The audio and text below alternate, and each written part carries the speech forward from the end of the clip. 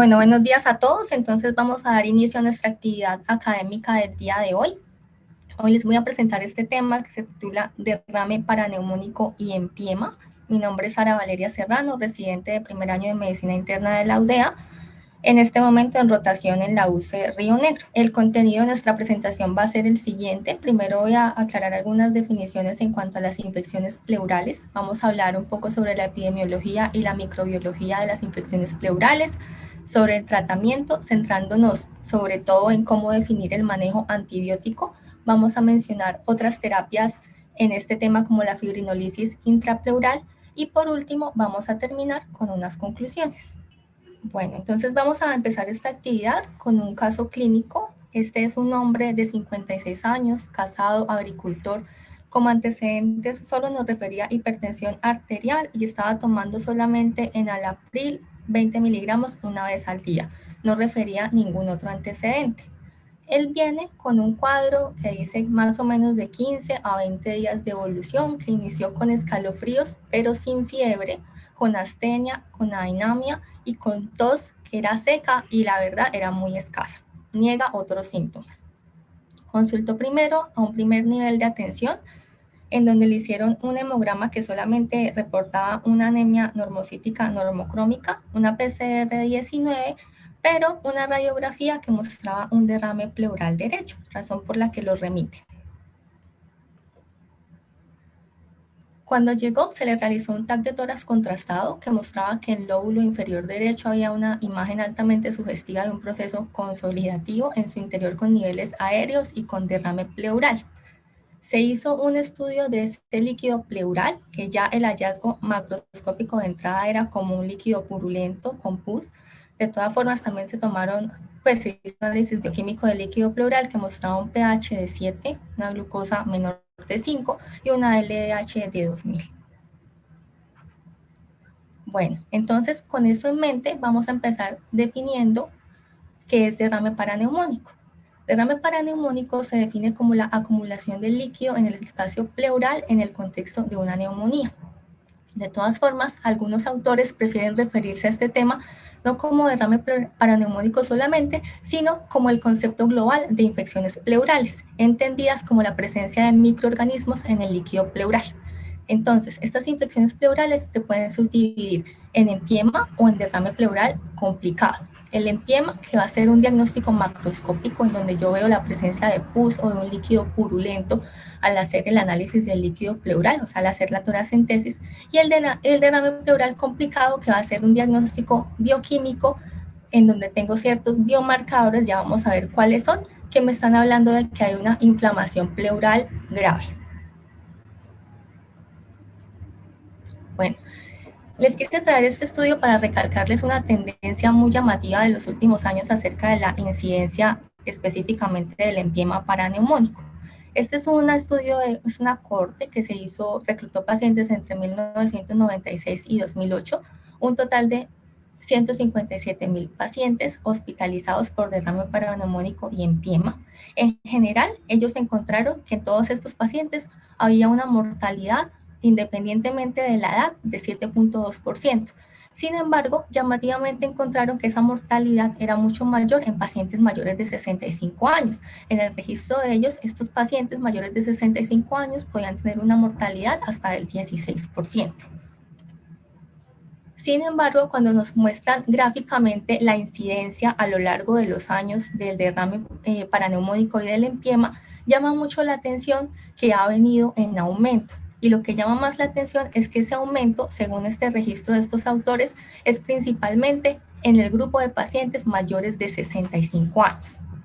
Realmente no hay una explicación clara a por qué sucede este aumento de la incidencia. La hipótesis principal es porque tenemos mayores métodos diagnósticos, pero pues todavía no es muy claro. Sin embargo, sí es claro que hay un aumento en la frecuencia del empiema y del derrame pleural paraneumónico complicado. Listo. Entonces, cuando estamos frente a uno de estos pacientes, tenemos que preguntarnos en primera instancia estas tres preguntas principales. La primera es ¿a quién le da empiema? La segunda es cuáles son los factores de riesgo asociados al empiema o al derrame pleural complicado. Y la tercera es cuáles son los microorganismos que se aíslan con más frecuencia en estos derrames pleurales. Entonces, para dar respuesta a la primera pregunta, ¿a quién le da empiema?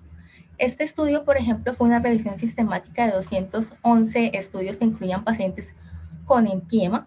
Ellos lo que hicieron fue dividir a los pacientes según o distribuir a los pacientes según las comorbilidades y en general encontraron que de todos los pacientes el 70% tenían por lo menos alguna comorbilidad.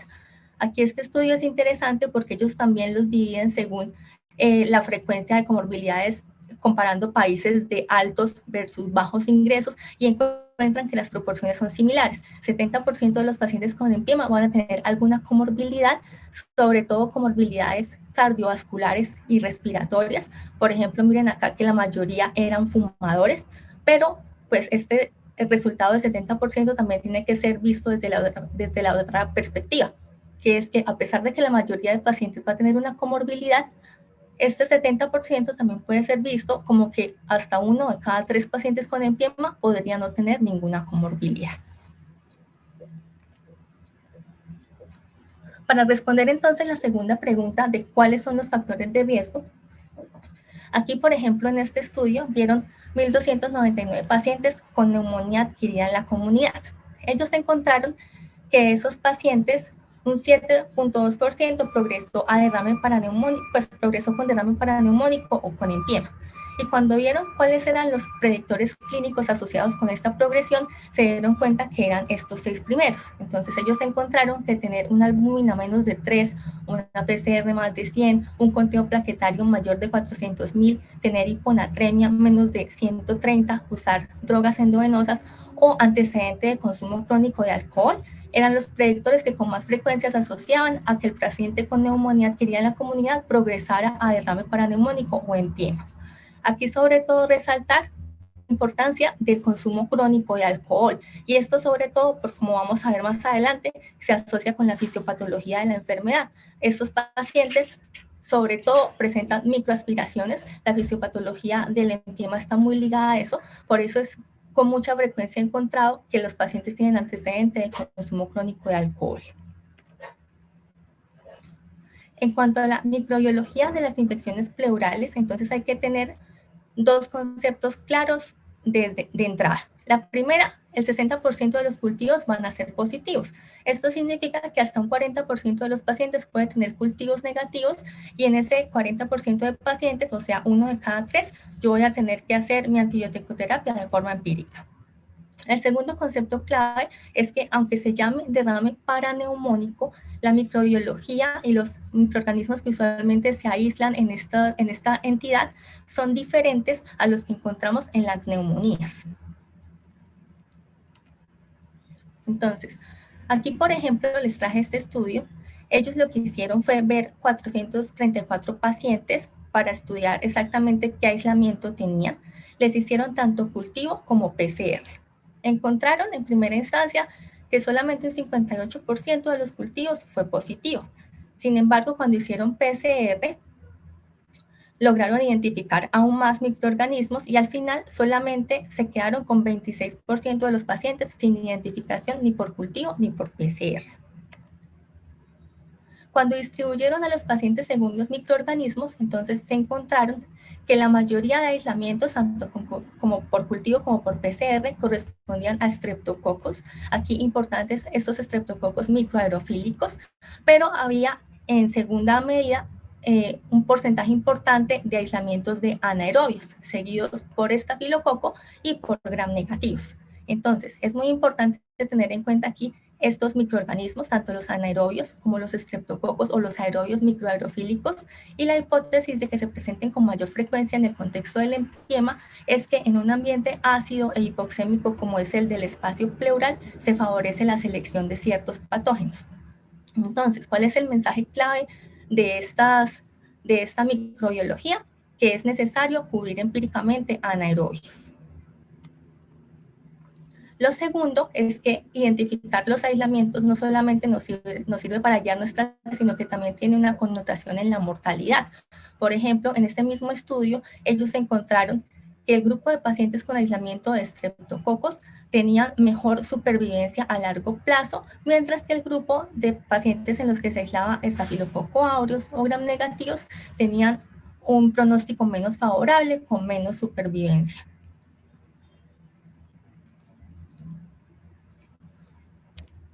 Aquí entonces, cuando dividimos entonces a los pacientes según los microorganismos, si son adquiridos en la comunidad o si el empiema o el derrame es adquirido en el hospital, encontramos que la microbiología también es diferente.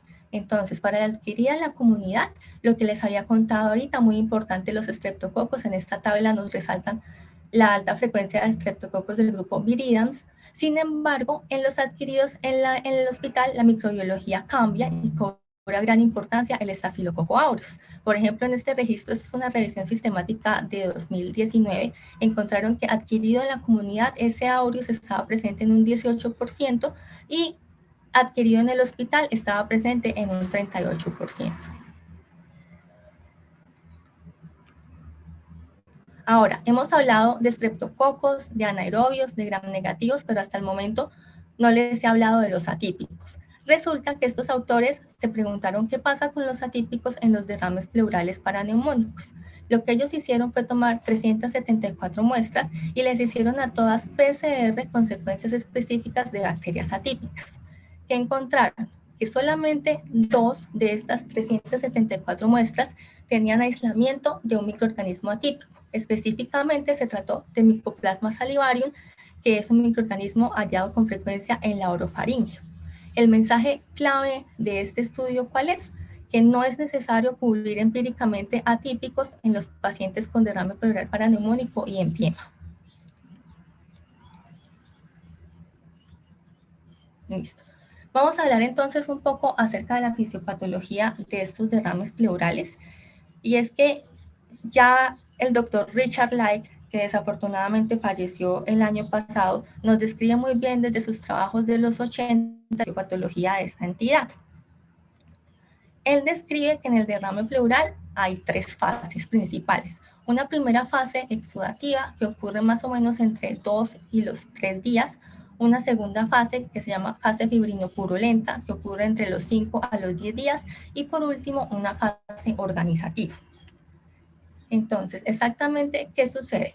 Tengo una primera fase exudativa en donde hay aumento de polimorfonucleares, hay aumento de producción de citoquinas con inflamación, con aumento de la permeabilidad de la membrana pleural, que permite el paso y la acumulación de líquido pleural. Sin embargo, hasta este momento, ese líquido es estéril y no tiene microorganismos. Esa es la fase exudativa. Sin embargo, si esta inflamación progresa y si la permeabilidad de la membrana aumenta, puedo tener paso de microorganismos al espacio pleural. En este caso, entra una fase fibrinopurulenta que se caracteriza por invasión bacteriana. Siguen aumentando mi población de polimorfonucleares, tengo disminución del pH y de la glucosa, y como aumenta la población de polimorfonucleares de neutrófilos, tengo aumento también de la LDH. Esta fase fibrinopurulenta también se caracteriza porque hay una disminución de la actividad fibrinolítica con la consecuencia de depósitos de fibrina y por último se van a formar septos y se va a locular el derrame.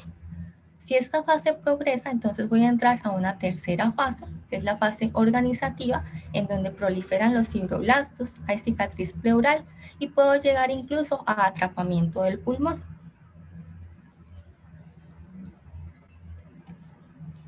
Listo.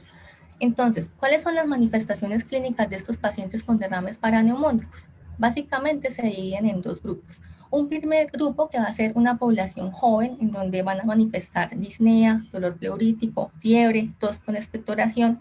Y un segundo grupo que, como ya vimos, va a ser la mayoría, que son los pacientes con comorbilidades, pacientes mayores que tienen una presentación mucho más insidiosa. Pueden consultar no solamente por pérdida de peso, por malestar general, por inapetencia. La mayoría de los pacientes van a estar afebriles. En general, en promedio, los estudios muestran que se demoran más o menos unas 2 semanas en consultar desde que inician los síntomas y como hallazgos en los paraclínicos, solamente tener anemia.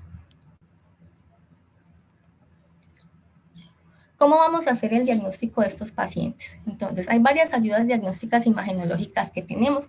Lo primero que vamos a hacer cuando se nos presenta un paciente de estos es pues lo más básico, que es hacer una radiografía. La radiografía en general para los derrames pleurales, en general no solo el paraneumónico, en la proyección PA necesita que haya un acúmulo de 105 mililitros de líquido pleural y en la proyección lateral más o menos de 50 a 75. Sin embargo, cuando vemos el rendimiento de cada una de estas proyecciones para detectar el derrame pleural en general, vemos que la que mejor rendimiento tiene es la proyección lateral. Sin embargo, ese rendimiento es solamente una sensibilidad de 85% y una especificidad del 87%. ¿Qué significa eso? Que la radiografía puede no identificar 10% o incluso más de todos los derrames, por lo que el mensaje clave aquí es que esa radiografía debe ser usada con otro método de estudio, con otra imagen. Entonces, aquí tengo estas dos radiografías. Estas son imágenes clásicas pues, de derrame pleural. Aquí hay un derrame pleural que presumimos que está loculado y de este lado pues, tenemos otro. Sin embargo, no todos se me van a presentar así como tan fáciles de diagnosticar. Entonces, los otros métodos diagnósticos de los que puedo hacer uso, pues en primera instancia la ecografía pleural. Su mayor beneficio es que no usa radiación, está rápidamente disponible. Los textos y las guías nos recalcan que se puede usar incluso al lado del paciente, teniendo un diagnóstico rápido gracias a esta imagen. Y hay varios patrones ecográficos que se han asociado al empiema y al derrame paraneumónico. Por ejemplo, cuando hay predominio de ecogenicidad, esto se asocia con un derrame exudativo. Si esa ecogenicidad es homogénea, podría sugerirme un empiema o que se trate de hemorragia, pero la utilidad de la ecografía está sobre todo, y su rendimiento es sobre todo para ver derrames pleurales complejos, o sea, derrames pleurales conceptos. En cuanto a la tomografía, también me permite una mejor caracterización. También puedo con mayor facilidad los septos. Aquí es importante que hasta un 86% de los empiemas tiene engrosamiento pleural y hay un signo imagenológico muy importante en el caso de los empiemas que me permite diferenciarlos de los abscesos pulmonares, que es el signo de la división de la pleura. Este signo se define como, o se ve cuando hay un engrosamiento pleural, tanto visceral como parietal, con separación de esas pleuras de más de 30 milímetros. Entonces aquí, con más detenimiento, este es el signo de la división pleural. Vemos aquí las dos pleuras engrosadas, la pleural y la visceral, y separadas. Entonces, volvamos un poco a nuestro algoritmo diagnóstico. Entonces, tenemos que estamos frente a un paciente con derrame pleural de etiología infecciosa. Cuando tengo este escenario, básicamente puedo tener otros tres escenarios. Entonces, el primero es que el paciente tenga un líquido pleural macroscópicamente purulento, donde yo vea el pus o la persona que hace la toracentesis vea pus y ya con eso es suficiente para hacer el diagnóstico de empiema. El segundo escenario es que aunque el líquido no sea purulento, el gram o el cultivo sean positivos y con eso también es suficiente para hacer el diagnóstico de empiema, pero tengo otro escenario que es en el que el líquido no es purulento, el cultivo puede ser negativo y entonces tengo que valerme de estudios bioquímicos del líquido pleural para poder definir si este derrame paraneumónico es complicado o no complicado y según eso definir mi conducta de manejo. Entonces, hay tres características que me van a ayudar a hacer el diagnóstico. La primera es el pH. Si mi paciente tiene un pH menos de 7.2, esto ya me da el diagnóstico de un derrame pleural paraneumónico complicado. Si el paciente no tiene este pH menos de 7.2, pero tiene una glucosa menor de 40 o una LDH mayor de 1000, esto también me da el diagnóstico. Esto es importante porque estos pacientes con empiema o que yo clasifico como complicados van a requerir, además de la terapia antibiótica, drenaje de ese empiema. Pero también nos tenemos que preguntar de dónde salen estos tres números tan importantes. Entonces, este es un metaanálisis del 95.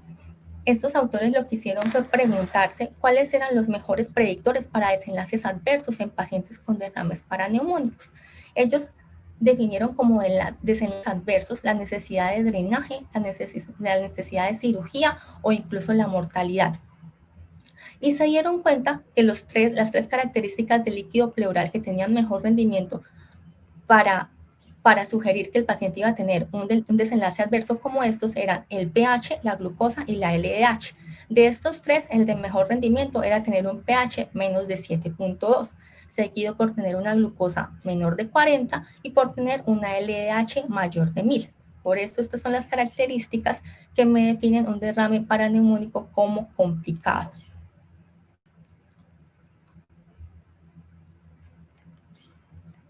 Listo. De todas formas, aunque el pH es la característica bioquímica de mejor rendimiento y la más sensible, hay unas consideraciones adicionales que hay que tener con este pH. El primero es que si el pH es discordante con la clínica del paciente, pues yo ya debo cuestionarme su confiabilidad.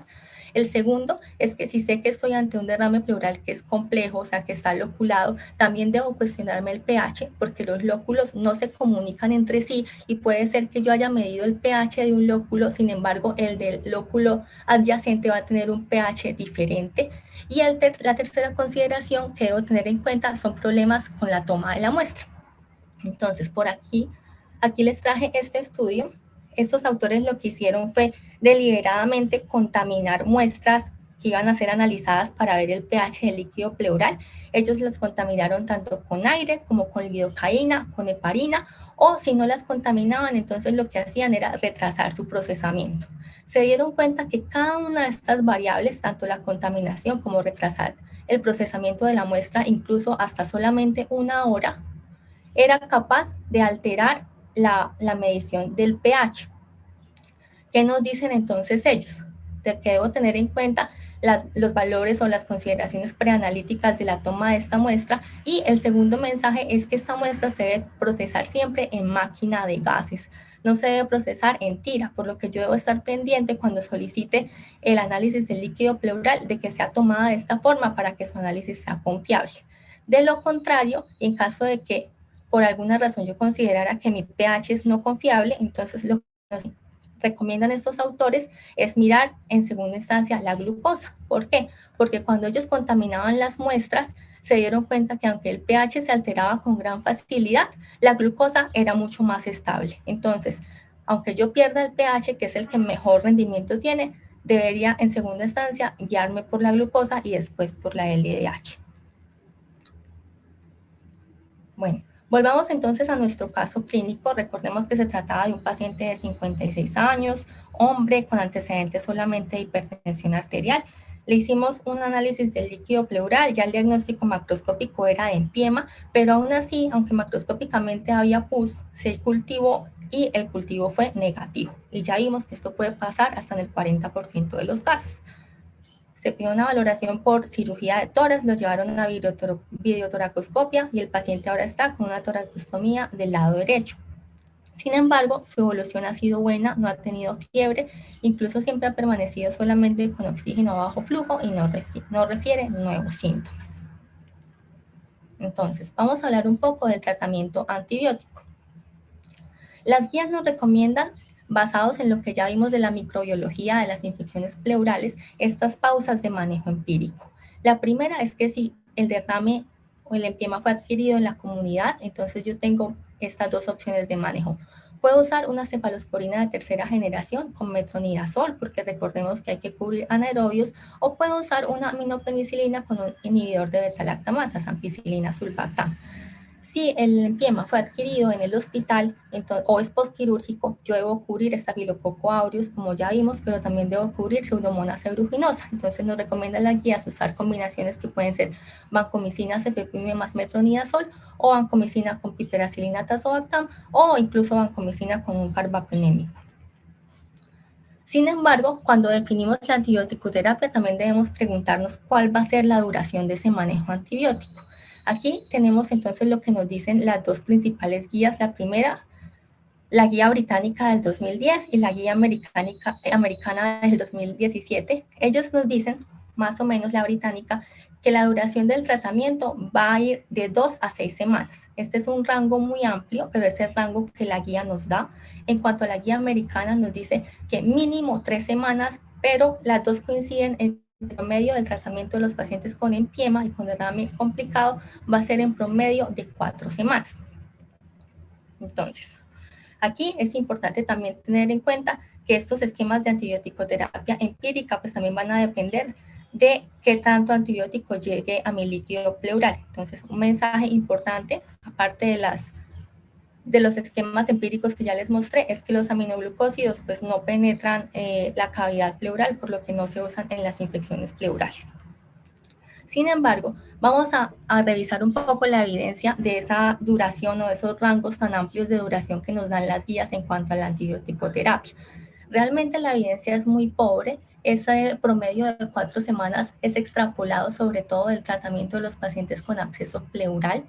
La evidencia específicamente en cuanto a empiema casi no se encuentra, solamente hay un RCT que es este que les voy a mostrar. Ellos lo que hicieron fue un ensayo doble ciego controlado, un estudio de no inferioridad, es un estudio hecho en España, y lo que hicieron fue comparar dar amoxicilina clavulanato por 2 semanas versus 3 semanas en pacientes con derrames paraneumónicos complicados o con empiema. El desenlace primario que estos autores definieron fue resolución de síntomas, que ellos definieron como pues ausencia de disnea, ausencia de dolor torácico y también resolución de signos, o sea, no tener fiebre y disminuir los reactantes de fase aguda a 1 semana desde la aleatorización. Entonces, ¿ellos qué hicieron? Aleatorizaron a los pacientes en el día 14. Estos eran pacientes que ya venían recibiendo amoxicilina clavulanato y cuando las aleatorizaron les continuaron esa terapia para completar 2 semanas o para completar 3 semanas. ¿Qué encontraron? Primero, fue una muestra lamentablemente muy pequeña, solamente 55 pacientes, ellos mismos lo reconocen como una de sus limitaciones y fue porque no lograron reclutar los pacientes que se habían propuesto desde un principio. De todas formas, nos muestran sus resultados y lo que dicen que encontraron es que no había superioridad o que era no inferior el tratamiento de 2 semanas con amoxicilina clavulanato versus el tratamiento con 3 semanas. Sin embargo, pues este estudio, esta muestra tan pequeña, carece del poder que yo necesito como para tomar decisiones en cuanto a la conducta con mis pacientes, pero pues sí llama la atención que hay una tendencia a que los tratamientos cada vez se intenten dar de forma menos prolongada. El segundo estudio que tengo es ya observacional. Este es un estudio de cohorte de la clínica Mayo. Ellos lo que hicieron fue reclutar pacientes desde el año 2000 hasta el año 2010. En general, encontraron que de estos pacientes, el 25% tenían antecedente de alcoholismo, un 19% tenían antecedente de malignidad. Los cultivos positivos, como ya vimos, más o menos el 60%, y el aislamiento, aquí el aislamiento principal fue estreptococo del grupo virians. Entonces, ¿qué encontraron ellos? Ellos nos describen que la duración promedio de antibiótico endovenoso luego del drenaje fue de 15 días en general. Nos describen también que la duración media del antibiótico, luego no de drenaje, sino de cirugía, fue de 26 días. Sin embargo, nos muestran un hallazgo llamativo, y es que cuando dividieron a los pacientes entre los que habían tenido falla terapéutica y los que no la habían tenido, ellos encuentran que los pacientes que tuvieron falla terapéutica tenían una menor duración de los antibióticos. Ellos mismos nos dicen que este hallazgo fue estadísticamente no significativo, pero de todas formas esta tendencia es llamativa. ¿Qué limitaciones tiene este estudio? Pues que fue un estudio observacional que incluyó pacientes reclutados en un rango amplio de 11 años, por lo que las intervenciones fueron muy heterogéneas. Algunos pacientes recibieron fibrinolisis intrapleural, otros no la recibieron, pero de todas formas, a pesar de todas estas limitaciones, este estudio observacional y el otro que les mostré, el RCT, son los únicos estudios con los que contamos en cuanto a evidencia del tratamiento, de la duración del tratamiento antibiótico en los pacientes con empiema. Entonces, en conclusión, ¿qué tenemos? Nos dicen las guías dar un promedio de 4 semanas. Ya vimos que realmente la evidencia es muy pobre, es muy gris, por lo que en la mayoría de casos la recomendación va a ser siempre consultar con el experto, o sea, llamar al servicio de infectología. El tratamiento va a terminar siendo individualizado y va a depender de muchas características, por ejemplo, cómo se hizo el control del foco del paciente, qué evolución clínica tiene. En general, el mensaje va a ser que el promedio de antibiótico es de 4 semanas, pero como ya vimos, como hay muy poca evidencia, pues esto va a ser muy variable. Listo. Vamos a pasar a esta tercera parte de nuestra charla y entonces les voy a contar este último caso clínico. Se trata de un paciente de 70 años, es médico, vive con su esposa, realmente es un médico muy famoso. Tiene antecedentes que a los 18 años tuvo osteomielitis en el tobillo y a lo largo de su vida ha tenido 2 a 3 episodios de cólico renal. Este paciente viene consultando por un cuadro de 3 semanas de tos intensa con expectoración, malestar general y fiebre. Fue manejado en casa por un colega amigo, sin embargo con persistencia de síndrome febril y ahora con dolor pleurítico del lado derecho. El colega nos describe que tiene una frecuencia respiratoria de 28 a 36, una cardíaca de 70 a 112, que la ausculta roncus en campo derecho y que tiene matidez a la percusión también del lado derecho. Nos comentan que hay una leucocitosis de 27.700. Con estos hallazgos, el médico amigo de nuestro paciente le realiza una toracentesis en donde extrae 400 cc de líquido francamente purulento. El paciente sigue con una evolución hacia el deterioro, persiste febril y eventualmente llaman a otro médico, un cirujano, que le realiza un drenaje. Nos comenta que el abordaje es abierto, retiran un fragmento de la novena costilla y ahí ponen un drenaje pleural. Nuevamente nos dicen que las características macroscópicas del líquido son purulentas. A pesar de estas intervenciones, el paciente continúa en deterioro y eventualmente fallece. Entonces, nuestro paciente que les dije que era un médico muy famoso realmente es Sir William Osler. Él murió en el año 1919. Sabemos que murió de un empiema pleural. Incluso él mismo se realizó un cultivo en esputo con hallazgo de Haemophilus influenza y él mismo nos comentó, dejó escrito, que este empiema fue posterior a un episodio que tuvo de influenza. ¿Por qué traigo este caso? Porque a pesar de que William Osler murió de empiema pleural en 1919, o sea, en la era preantibiótica, incluso desde entonces e incluso desde Hipócrates, el pilar del manejo de los empiemas pleurales era quirúrgico. Entonces, vamos a hablar un poco de ese manejo, de ese otro pilar del manejo de los empiemas. Obviamente, como internista, pues hay cosas que no van a ser de mi competencia, pero sí hay unos conceptos generales que merece la pena como dejar claros. Volvamos un poco a nuestro algoritmo diagnóstico. Tenemos acá que si el líquido es francamente purulento, o sea, si hay evidencia si es de pus o si el grano, el cultivo muestran bacterias, ya tengo el diagnóstico de empiema y la conducta va a ser drenaje. Lo mismo si mi líquido tiene las 3 características que les comentaba para definirlo como complicado. Aquí también la conducta va a ser drenaje. Sin embargo, si no tiene ninguna de esas características, si el pH es mayor de 7,2, la glucosa es mayor de 40 y la LDH es menor de 1000, entonces yo puedo calificar mi derrame paraneumónico como no complicado. Usualmente son derrames pequeños a moderados, no están loculados, no tienen evidencia de infección por cultivo, como ya les comenté, y no tienen marcadores de inflamación grave. Como ya dije que es no complicado, entonces el manejo con estos pacientes puede ser médico, puede ser conservador, solamente con antibiótico-terapia y con vigilancia clínica. Sin embargo, en las otras 3 escenarios, el manejo va a requerir una intervención, ya sea drenaje, idiotoracoscopia o incluso manejo quirúrgico. Entonces, el objetivo de este manejo va a ser la evacuación completa del líquido infectado y lograr la reexpansión del pulmón. ¿Cómo se hace el drenaje? Existe cierta controversia en cuanto a si usar tubos de catéteres de calibre pequeño o de calibre grande, pero en general no se ha encontrado en los estudios que exista diferencia en cuanto a desenlaces clínicos con uno o con el otro. Lo que sí sabemos es que las principales causas de falla en el drenaje son la oclusión, que hasta el 64% de los pacientes con drenaje, sobre todo con un tubo pequeño, puede tener oclusión de ese tubo. Y la segunda causa de falla en el drenaje va a ser el desplazamiento del tubo. Para evitar la oclusión, lo que nos recomiendan las guías es realizar cada 6 horas un lavado de ese tubo con solución salina estéril 20 a 30 cc.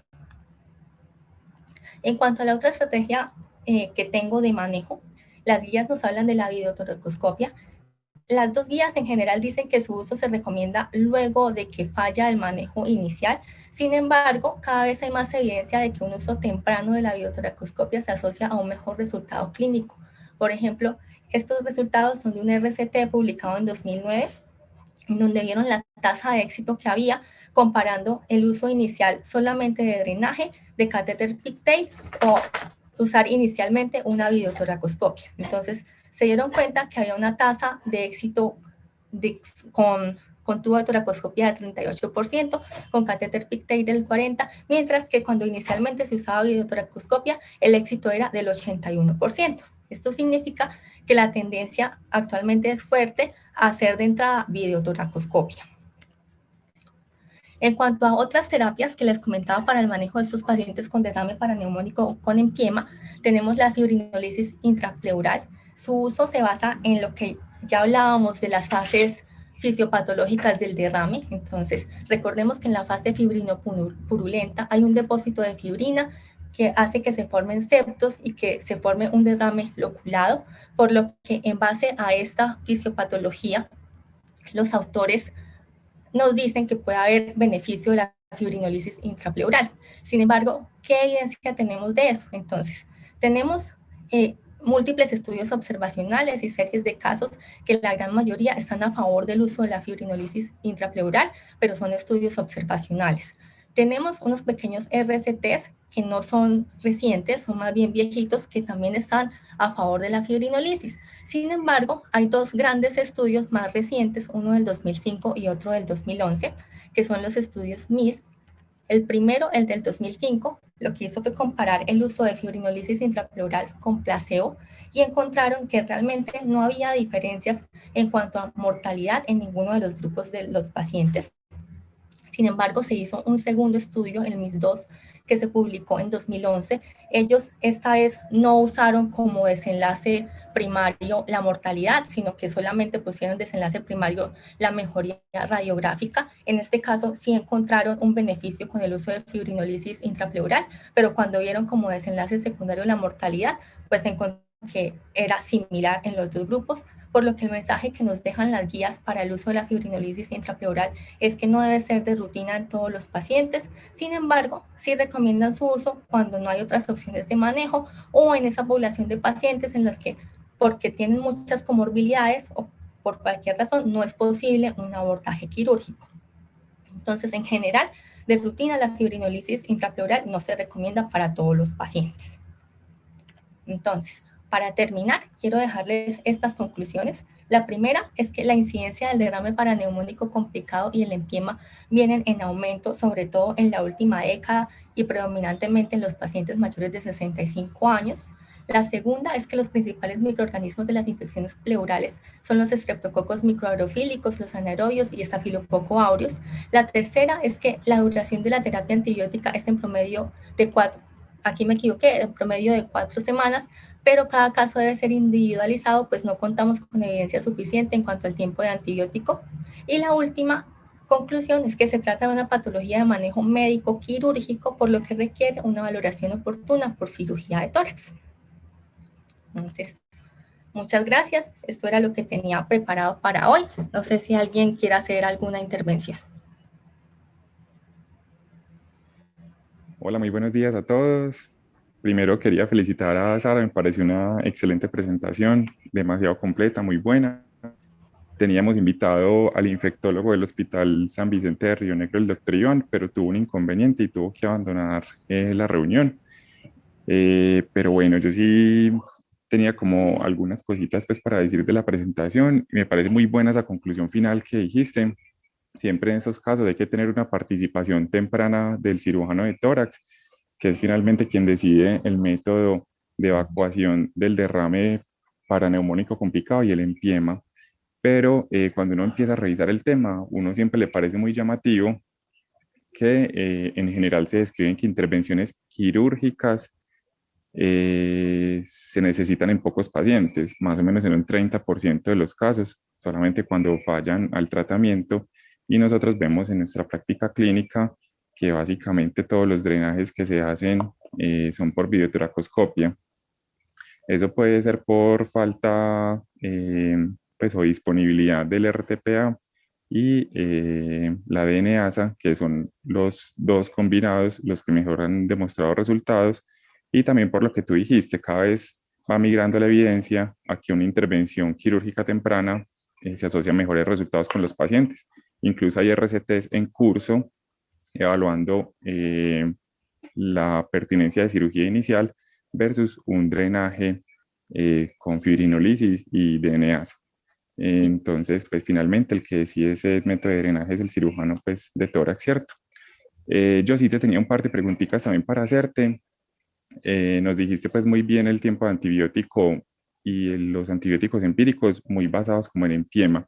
Te quería preguntar si el tiempo de antibiótico puede variar si tú tienes un derrame paraneumónico no complicado, un derrame paraneumónico complicado y empiema. No sé si tienes algún tiempo diferente de antibiótico para los tres o si aplicamos el mismo tiempo de antibiótico para todos. Y también te quería preguntar en quien así tenga un derrame paraneumónico o un empiema adquirido en la comunidad, en quien usaríamos cubrimiento antibiótico para MRSA, que claramente podría estar implicado en un poco menos del 10% de los casos. Pues dejaste muy claro que se debe usar en el ambiente hospitalario, pues cuando es adquirido en el hospital, pero no sé si tengas alguna consideración para el paciente que lo adquirió en la comunidad. Sí. Bueno, entonces, en cuanto a la primera pregunta de la duración, según si es no complicado, complicado o empiema, entonces esas duraciones que nos recomiendan de promedio de 4 semanas son para derrames complicados y empiema. En el caso de no complicado, puede ser la duración usual que se da para un paciente con neumonía adquirida en la comunidad, por lo que en esos pacientes, pues el antibiótico no se tiene que dar por tiempo tan prolongado si es no complicado. Si es complicado, entonces las guías nuevamente son muy laxas con sus recomendaciones, pero dicen que uno podría dar mínimo 2 semanas, en promedio de 2 a 3 semanas. Y si es empiema, ahí sí el tratamiento siempre va a ser más prolongado. Lo que nos dicen es que 4, incluso hasta 6 semanas, eso va a depender mucho, como ya dije, de la valoración por infectología y también de lo que nos comente de los hallazgos el cirujano de tórax. No sé si se respondió ahí la pregunta. Sí, sí, perfecto. De acuerdo contigo.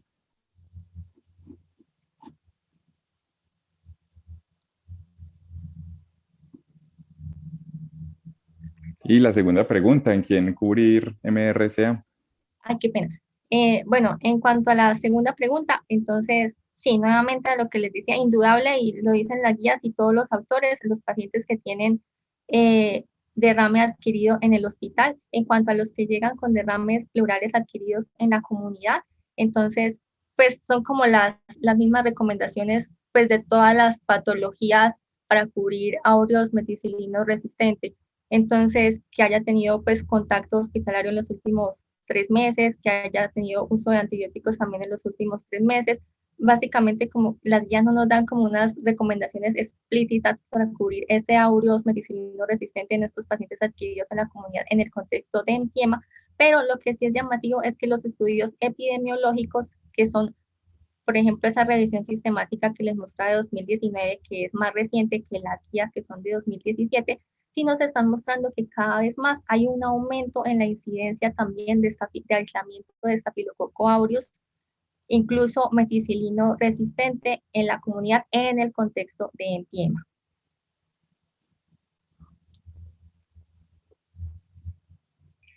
Listo, pues en cuanto a eso, pues como bien dijiste, pues en realidad las guías no dicen a quién cubrir MRSA, pero uno sí lo podría extrapolar pues de las guías de neumonía, que finalmente nos sugieren, como muy bien dijiste, el que estuvo hospitalizado y recibió antibiótico venoso en los últimos 3 meses, el que está colonizado por MRSA, que ya se conoce, sobre todo si es en el último año, y si tuvo un aislamiento pues de MRSA, pues obviamente hay que cubrirlo, así sea en otro sitio diferente a la pleura. Pues, por ejemplo, si lo tuviste de esputo, de hemocultivos o incluso hasta en urocultivos, te puede encontrar veces MRSA, pues tú lo deberías de considerar pues como cubrir en caso de que no tengas ningún aislamiento microbiológico. Bueno, y nos dicen que hay unas preguntas en el chat. Dame un segundo, yo miro qué preguntas hay.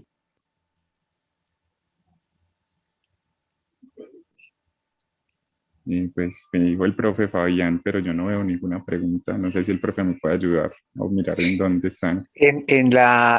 Buenos días, Juan José, muchas gracias y felicitaciones para los dos por la presentación. En la sección de preguntas y respuestas está una pregunta acerca de las consideraciones de trombocitosis. ¿Qué explicación se le dio a la trombocitosis como factor de riesgo para empiema?